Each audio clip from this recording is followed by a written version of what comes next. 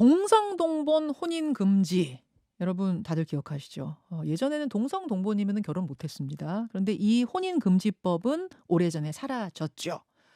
그런데 최근에는 동성동본 결혼뿐 아니라 촌수 제한의 벽도 낮추자라는 안이 법무부 연구용역 과제로 지금 검토가 되고 있답니다. 다시 말해서 현재 민법에서는 8촌 이내 혼인을 금지하고 있는데 이걸 좀 바꿔서 4촌 이내 결혼 금지로 좁히자. 즉 8촌까지는 아니죠. 5촌, 6촌, 7촌, 8촌 다 결혼할 수 있는 걸로 허용하자. 이런 아닌 겁니다. 갑론을박이 뜨거울 수밖에 없는 주제인데요. 여러분 어떻게 생각하십니까? 지금부터 양쪽의 주장을 들으시면서 여러분의 판단도 문자로 보내주십시오. 먼저 8촌 금지법 해제에 찬성하시는 분입니다. 김성원 변호사님 나와 계십니까? 네, 안녕하세요. 김성훈 변호사입니다. 예. 그리고 반대 측에는 성균관의 최종수 관장님 어서 오십시오. 네, 안녕하세요. 안녕하세요. 예, 최종석 반갑습니다. 관장입니다. 예, 먼저 김성원 변호사님께 질문을 좀 드릴게요. 김 변호사님. 도대체 네. 이 논의가 어떻게 시작이 된 겁니까?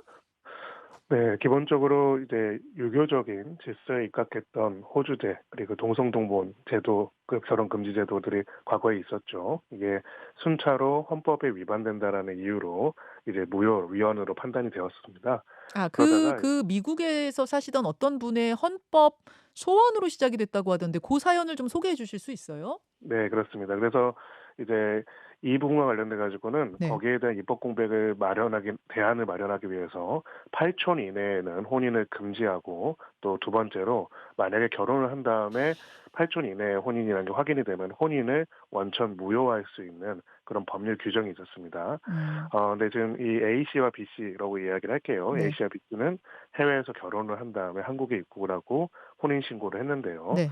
나중에 사후적으로 본인들이 육촌 관계라는 걸 알게 된 겁니다. 아, 그럼 외국에서 사귀다가 결혼을 다 하고 나서 한국으로 들어와서 혼인 신고도 했는데 네, 나중에 보니까 육촌 사이였던 거예요? 그렇습니다. 그리고 아. 나머지 사적인 배경들은 이제 우리 결정문에 다 나와 있지는 않은데요. 예. 이런 상황에서 이제 A씨가 B씨를 상대로 예. 우리는 육촌이니까 이거는 혼인은 무효이다라는 소송을 제기해가지고 예예. 혼인 무효 확인의 소송이 제기가 됐고 예. 이 소송을 당한 B씨는 이렇게 사후적으로 8촌 이내 혼인을 무효로 하는 음. 이런 부분들은 헌법에 위반될 뿐만 아니라 8촌 이내 금지 자체가 혼인 형성의 자유라는 인간의 기본권에 반한다라고 해가지고 헌법 소원을 제기했던 겁니다. 그랬는데 일률적으로 무효라고 보는 건 헌법 불합치다 이런 결정이 나왔다고요? 네, 그렇습니다. 결국 두 예. 가지인데요. 혼인 자체를 8촌 이내 혼인을 금지하는 것 자체는 합헌으로 결정이 그건 나왔습니다. 합헌인데. 네. 네. 그리고 다만 이제 이거를 사후적으로 음. 나중에 알게 됐을 때 무효로 하는 경우에는 예를 들어서 이렇게 될 경우에는 혼인 자체가 아예 처음부터 없었던 걸로 돼서 네. 자녀들이 있는 경우에는 다 혼외자가 되거나 그렇게 아. 되거든요. 그렇기 아하. 때문에 이거는 지나치게 과잉된 입법이라는 이유로 예. 헌법에 불합치했다고 판단을 오케이. 했고요. 예. 아 제 이걸 자 헌법 불합치로 판단하는 가장 예. 큰 취지는 결국은 구체적인 범위를 어디까지로 정할지에 대해서는 이제 국회 입법을 통해 가지고 음. 이 부분을 정리할 필요가 있기 때문에 일단 헌법 불합치 결정을 알겠습니다. 내렸다 이렇게 볼 수가 있습니다. 이렇게 시작이 된 논의군요. 구체적인 사례가 있었군요. 그래서 2022년에 헌법재판소는 지금의 8촌 이내 결혼 금지 자체는 합헌이다. 근데 일률적으로 무효라고 하는 거 이거는 헌법 불합치다. 요렇게 조금 분리해 가지고 결론을 내린 겁니다. 그러자 법무부가 그럼 이 기회에 어떻게 할 건지 연구를 좀 해 보자. 이러면서 지금 검토하고 있는 이런 과정이에요. 자, 우선 이 김 변호사님께 마저 좀 이야기 주장을 들어야겠네요. 김 변호사님, 네. 현행 8촌까지 혼인 금지는 과하다. 이렇게 주장하시는 핵심 근거 뭡니까? 짧게요. 네. 간단하게 말씀드리면 기본적으로 이제 우리나라와 그 북한에서만 이 정도의 범위를 이제 제한을 하고 있고요. 이제 이게 오해가 있는 게 네. 기본적으로 국가가 이제 8촌 이내에 결혼을 하라고 하는 게 아닙니다. 그러니까 결국 각자 개인들이 결혼을 선택을 할 수 있는데 예. 국가가 법으로 아예 금지하는 범위를 줄인다라는 뜻이거든요. 그런 예. 의미에서 이제 현실적으로 8촌이라는 범위 자체에 대해 서로 인지를 못하는 상황이기도 하고 음. 또 무엇보다도 국가 차원에서 이거를 법적으로 금지할 만한 실익도 굉장히 낮아진 상황이기 때문에 이런 부분들은 상당히 조정이 되고 개인의 자유에 맡길 필요가 있다라는 것이 기본적인 입장입니다. 아까 그러셨어요. 그 8촌 팔촌 사이를 막을 어떤 근거가 희박해졌다. 그 얘기는 이제 팔촌 사이에 어떤 가족 간 유대감이 전 같지 않은 거, 그러니까 얼굴 모르는 사이도 많은 거 뭐 이런 것도 한 근거가 되는 건가요? 네. 반대로 이제 팔촌 이내를 금지했던 나름의 이유가 있거든요. 가족 개념에 대한 어떤 문화적 정서적 이해라는 배경, 예. 그리고 두 번째가 바로 생물학적인 부분에 있어서의 문제점을 막기 위한 부분이 있는데요. 과학적인 면에서는 이제 팔촌 가까이가 되면은 생물학적으로는 크게 문제가 없거나 의미가 잠깐만요. 김 없다라는 변호사님 얘기거든요. 죄송합니다. 그 예. 이야기는 따로 떼서 다시 한번 이야기를 하겠습니다. 네. 성균 관장님께 답변 기회를 좀 드려야 될 것 같아서요. 성균 관장님. 네네. 예. 팔촌 이상을 금지하는 거는 이거는 너무 과하다. 예전과 같은 그런 가족 관계가 아니다. 팔촌은 얼굴도 모르는 경우가 많다라는 이 주장 어떻게 보십니까? 저는 그 주장을 납득할 수가 없어요. 음. 왜 그런 주장으로 간다면요. 5촌 이상뿐만 아니라 요즘 세상이 좀 1인 가구 뭐 떨어져 살기 때문에 예. 사촌도 자주 못 만나고 뭐 형제 간에도 자주 못 만나는 경우가 흔히 있어요, 최근에. 어. 그런데 그렇다고 그래서 그런 것을 자주 못 만나고 그런다고 그래서 자기 친족이나 동기간이나 아니면 혈족을 더 가까이 하는 수 있는 방법을 찾아야 되겠죠. 예를 들면 예. 제가 최근에 제 주위에서는 그런 것 때문에 뭐 사촌회를 조직하고 육촌회를 조직해서 그 부모까지 함께 모여가지고 자주 친목을 도모하고 서로 혈족을 찾고 또 이렇게 사귀는 경우가 흔히 있거든요. 그렇기 음. 때문에 저는 생각에 이렇게 해서 촌수 멀고 자주 못 만난다고 해서 그럴 게 아니고 네. 우리의 전통 문화나 우리 가족을 생각해서 자주 만날 수 있는 기회를 자꾸 만들어오는 노력을 해야 되겠죠. 어 저는 그렇게 생각을 합니다. 만약 팔촌인데 육촌인데 결혼을 허용하게 한다면 무슨 문제가 네. 발생할 거라고 보시는 건가요? 지금 이제 어떤 문제가 있느냐면 우선 혈족 간에 가까운 혈족 간에 혼인을 하면 한 두세 가지 문제가 있는데 예. 아까 뭐 나중에 말씀하신다고 그러니까 우선 제일 급한 거는 예. 당장 이렇게 가까이 이렇게 한다면 사촌으로 아니면 제한을 한다면요. 예. 오촌이면 바로 당속이거든요. 저 당속모고 자 아주머니거든요. 잠깐만요. 저희가 지금 유튜브와 레인보우로 보시는 분들께는 네. 이 1 촌부터 8 촌까지 가족 관계 네. 도표를 보여드리고 있어요. 나를 중심으로 한번 그렇군요. 보죠. 그러면 네. 말입니다. 네. 이게 만약 8 촌이라 그러면요. 8 촌이라 네. 그러면 네. 내 팔촌이면 고조 할아버지의 자손이 만나면 팔촌이 그러니까 뭐 되죠. 부부가 있는데 네. 아버지는 서로 다르죠. 신랑 신부가 아버지는 서로 다른데 그 네. 아버지의 할아버지가 같은 거예요. 그 그렇죠. 그렇게 되는 거죠. 신랑 신부가 있는데 아버지는 서로 다른데 그 네. 아버지의 할아버지는 같은 사람인 거. 그게 팔촌이에요? 아니 증조 할아버지가 되겠죠. 그 아버지의 아 증조 할아버지가? 그렇게 되겠죠. 그렇게 되면은 본인의 고조 할아버지니까 그러면 이제 팔촌이 되니까 아버지로 하면 칠촌이 되는 거죠. 예. 그러니까 아버지의 할아버지면 할아버지가 네. 같아지는 거예요. 예. 그렇게 네네. 되면 팔촌입니다, 여러분. 고렇게 네. 이해하시면 됩니다. 신랑 예. 신부의 아버지는 다른데 그 아버지의 할아버지는 같은 사람인 요렇게 생각하시면 팔촌이 인 거다. 그러니까 네. 상당히 가깝다 생각보다 그런 말씀이신 거죠? 그렇죠. 자, 여기에 대해서 김 변호사님 어떻게 보세요? 뭐 얼굴을 뭐 바쁘게 살다 보면 얼굴 못 보는 건 형제 간에도 못 볼 수 있지만 팔촌이면 생각보다 가족 관계 도표에서 가까운 사이다. 어떻게 생각하십니까? 네. 아무래도 이제 이것은 지금 한 시대를 살아가는 세대 중에서도 세대 간에도 인식이 많이 다른 부분인 것 같습니다. 예. 예예. 기본적으로는 이제 보편적인 우리의 정서와 문화라는 게 유교를 기반으로 하고 있죠. 그래서 음. 오늘 또 관장님께서도 나오신 거고요. 근데 이런 부분이 사실은 뭐 젊은 세대들이나 그 이후의 세대에서는 관점이 많이 달라진 부분이 있고요. 두 번째는 이제 결국은 제가 거듭 강조하고 싶은 거는 국가에서 8촌 이내에 결혼을 하라라고 하는 건 아닙니다. 이게 무슨 네네. 말이냐면 국가 권력이 작동을 해가지고 8촌까지 결혼을 금지하는 거를 이제 조정하겠다라고 하는 거거든요. 음음. 그러니까 각자의 가문, 인식, 문화에 따라 가지고 이런 부분들 우리는 8촌이 아니라 동성동본도 결혼하면 안 되는 가문이다 이런 것들도 있을 거란 말입니다. 저희 각 이런 부 각자 다 다를 것이다. 그렇죠. 예, 예. 그런 부분들은 각자의 시민들이 결정할 수 있는 권한을 돌려준다는 것이 저는 핵심적인 취지라고 생각을 하고요. 음. 이거를 일률적으로 국가에서 재단하거나 하지는 않겠다라는 그런 어떤 변화라고 저는 생각을 합니다. 지금 결혼할 때요. 그 육촌인지 팔촌인지 뭐 사촌인지 이거를 걸러낼 수 있어요, 법이? 현행 우리 법령상으로는 그런 부분이 없습니다. 예, 그래서 사실은 아까 말씀드린 두 가지 조항이 있는 거고요. 사후적으로라도 알게 되면은 무효로 할 어. 수 있다는 조항이 나온 이유가 거기에 있습니다. 즉 이런 부분에 있어가지고 공시제도라고 할 수 있는 것들, 즉 나를 기준으로 8촌이 어디까지냐 이런 부분들이 명확하게 마련하고 있지는 않습니다. 음.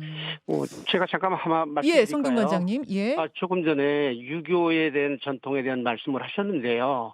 이 부분은 유교에 대한 전통에 대한 관한 문제가 아니고요. 이 가족 관계는 네. 우리가 물론 조선조 500년 동안 600년 동안 이렇게 유교를 국교로 해서 살아왔지만요. 네. 이거는 우리 전 국민에 대한 어떤 보편적인 어떤 그 가치 기준이거든요. 유교니까 그렇고 다른 종교는 안 그렇다 이렇게 생각하면 안 된다는 얘기입니다. 이건 국민 정서상의 문제고 그렇게 판단을 해야 된다고 저는 봅니다. 알겠습니다. 알겠습니다. 그 유전학적인 우려 부분으로 좀 쟁점을 넘어가 볼 텐데요. 성균 관장님. 네. 예예. 팔촌까지는 금지를 하는 게 맞다고 주장하시는 분들의 핵심 근거 가운데 또 하나가 이 유전학적인 우려도 있는 거죠?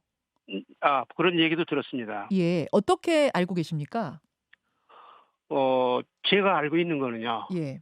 그 촌수가 가까우면 가까울수록 이렇게 혼인을 자꾸 하면 유전적으로 뭐 어떤 그 문제가 생기는 건 많이 나는데 지금 논점이 되는 거는 이제 사촌에서 결혼하면 유전적으로 문제가 있는데 오촌부터는 괜찮다 이런 논리가 있으니까 황당하지요.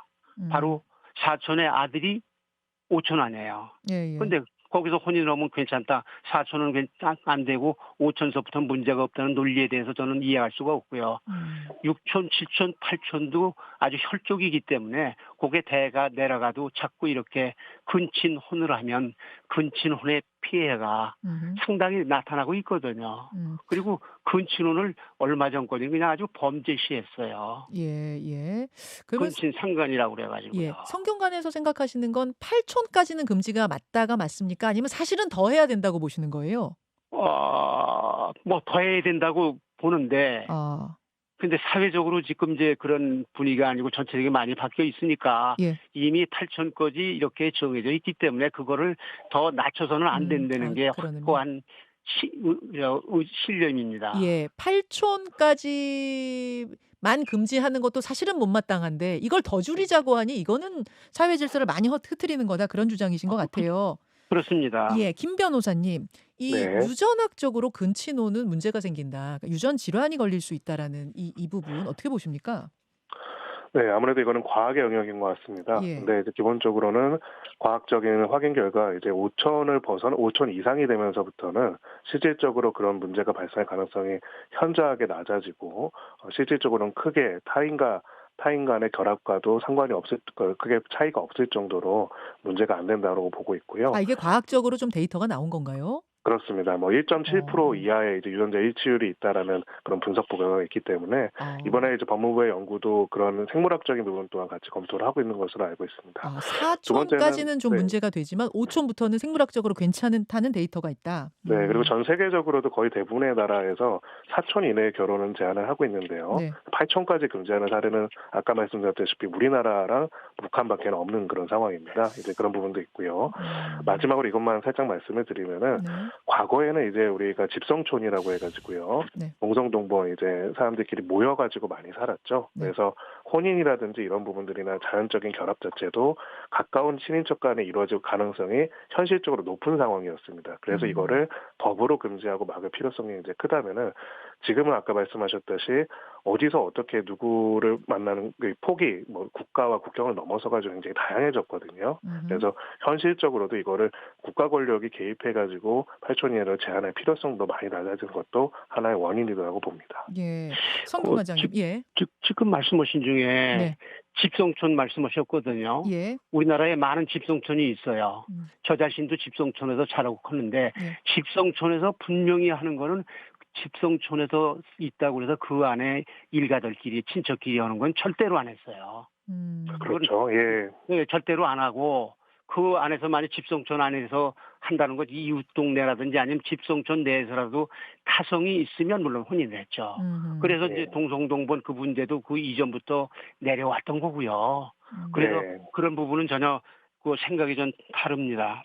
예. 아닙니다. 그래서 저는 우리 관장님과 생각이 동일한 게 이제 네, 과거에는 집성촌이 있었고 기본적으로 그 자신의 동성 동본인 사람들과 중심으로 같이 살아왔기 때문에 네, 국가적으로 법적으로 제도적으로 이제 그럴 경우에 근친혼을 막아야 할 어떤 필요성이 굉장히 컸다라고 저는 오히려 보이고요. 문화적으로도 그랬고요. 근데 현재는 이제 동성 동본인 사람들이 아니라 되게 다양한 사람들을 만나면서 또 살아갈 수밖에 없고 결혼이라는 개입이 사실 이런 이슈가 발생하는 것들이 전체 혼인에서도 매우 극히 드물 가능성이 높다는 것이죠.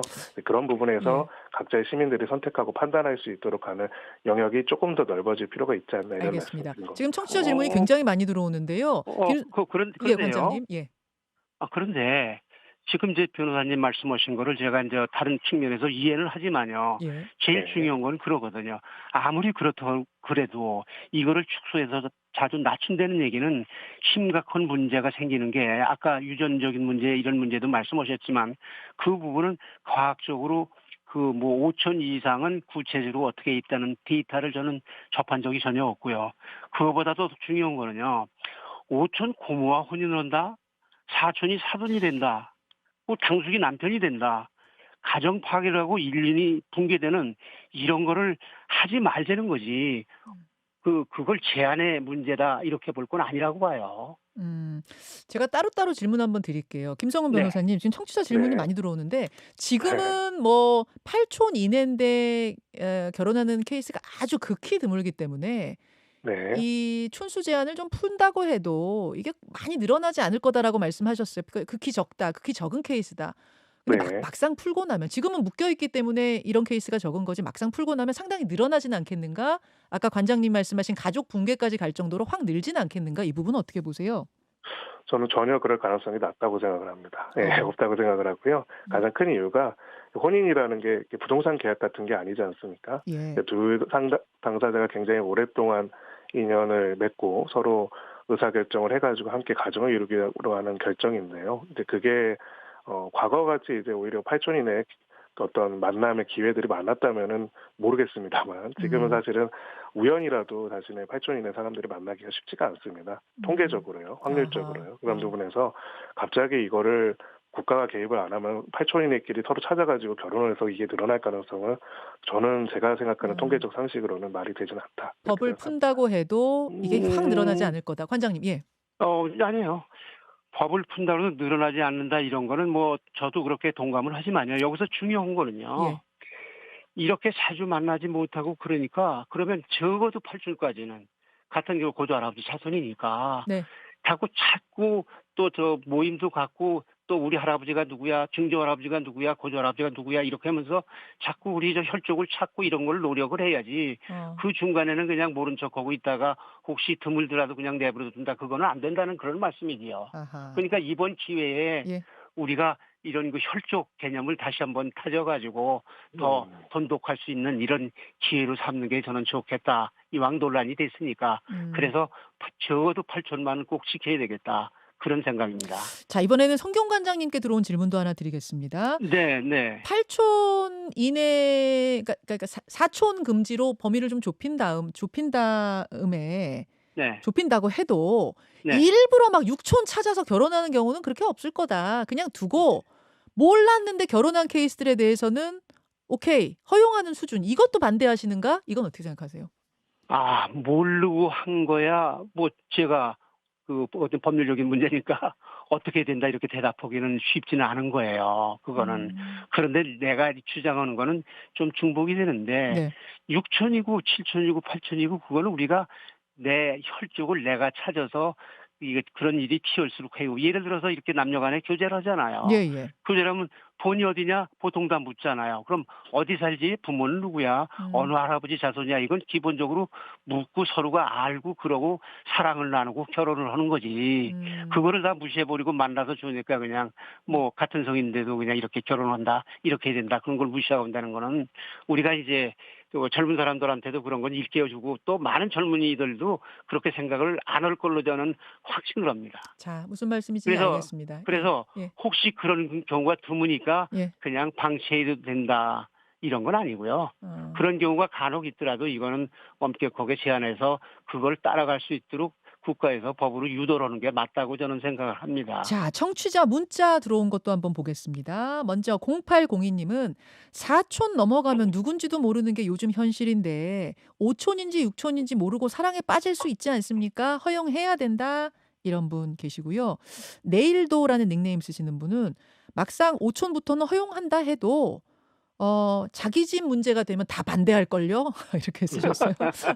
이영민 님도 5촌 생각보다 상당히 가깝습니다. 이러셨어요. 반면에 반하님 님은 가뜩이나 요즘 결혼 안 해갖고 사회 문제가 되는데 이거 허용합시다. 유전병도 적다는데요. 이렇게 또 문자를 주셨는데 자, 이제 2분 남았습니다. 두 분께 마지막 발언할 수 있는 기회 1분씩 드리죠. 먼저 김성훈 변호사님. 네, 아까 말씀드렸다시피 저도 아까 우리 관장님의 말씀에 굉장히 공감하는 게 있습니다. 우리 친족과 혈족들이 더 서로 잘 만나고 할 수 있는 문화들을 만들면 좋다라고 생각을 하거든요. 예, 예. 결국은 이제 각각의 시민과 문중들이 서로 그런 노력을 통해 가지고 자신의 문화에 합당한 결혼 구조들을 만들어갈 수 있도록 하는 자유를 국가가 시민에게 돌려주는 거다 이렇게 생각을 합니다. 그렇기 때문에 이런 부분에 있어가지고 이게 꼭 어떤 8촌인의 결혼을 장려한다거나 그런 부분이라기보다는 각각의 국민들이 노력하고 만들어하고 선택할 수 있는 권한을 주는 것이고 또 이게 기본적으로 글로벌 스탠다드에도 맞는 구조다라고 저는 생각합니다. 자, 성균 관장님. 네. 사랑도 혼인도 다 본인의 선택이잖아요. 그럼 왜 수십만 명 중에 가까운 근친을 택해야 되느냐. 또 외국의 사례를 따를 필요는 없거든요. 우리는 우리의 우수한 가족 문화, 전통 문화가 있고 또 우리 가정을 중심으로 해서 효가 충만한 그런 가정을 이루어 나가는데 우리 모두 힘을 합해야 된다고 생각합니다. 예, 알겠습니다. 여러분의 다양한 의견이 지금 엄청나게 쏟아지고 있는데 촌수 관련해서 다시 한 번만 제가 정리해 드릴게요. 아까 조금 헷갈렸던 분들 계시죠? 그러니까 신랑과 신부가 결혼했는데 육촌이라고 하면 어떻게 되는 거냐면 아버지는 달라요. 신랑 아버지, 신부 아버지 다른데 이 아버지의 할아버지가 같다. 이러면 육촌인 거죠. 예, 이러면 육촌인 거고 이 이게 진짜 복잡하긴 하네요. 아버지는 다른데 아버지의 증조 할아버지가 같다. 이런 8촌인 겁니다. 여러분. 요렇게 정리하면서 머릿속으로 어디까지가 가능할까를 생각해 보시면 될 것 같습니다. 오늘 두 분의 패널 고맙습니다. 네, 감사합니다. 네, 고맙습니다.